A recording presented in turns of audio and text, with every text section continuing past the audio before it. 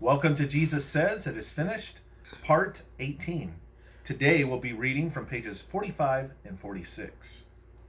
Devastated disciples take his mutilated body, bury it, and deliver this heartbreaking message to the Lord of life. To intervene on the Baptist's behalf could jeopardize my mission. Constant awareness of his suffering broke my heart as I daily wrestled with a powerful desire to deliver him.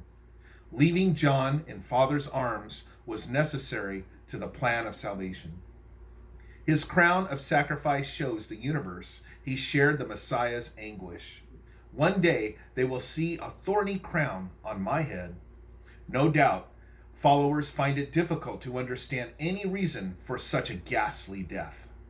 Sensitive followers have insightful questions when envisioning John's horrific beheading.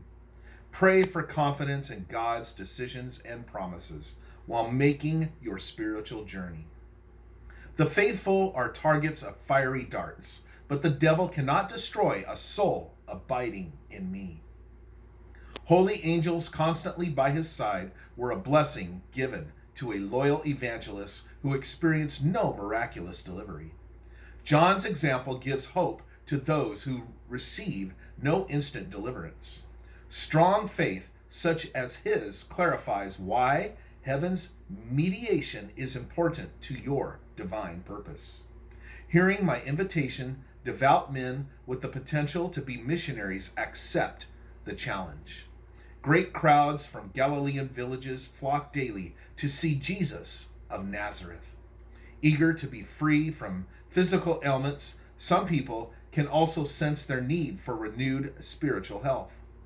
Suspicious of a revolution, trained soldiers stay alert during our gatherings. This concern explains why the Lord sometimes disappears without a trace.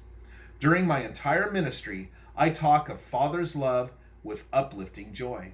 Because hungry, thirsty souls pray to receive complete body and mind healing, they trust amazing grace assures redemption. Among the Jewish communities, I teach for 3.5 years. My disciples will also minister to Jews only for the same duration of time. The stoning of Stephen, martyr number 1, establishes the start of a global gospel. Wherever God the Son stands is holy ground, including Nazareth. Not since I left to prepare ministers for sharing the gospel have I visited my hometown.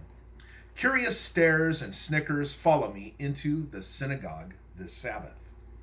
Whispers, fingers pointing toward a familiar face, prompt an elder to suggest I take part in the service.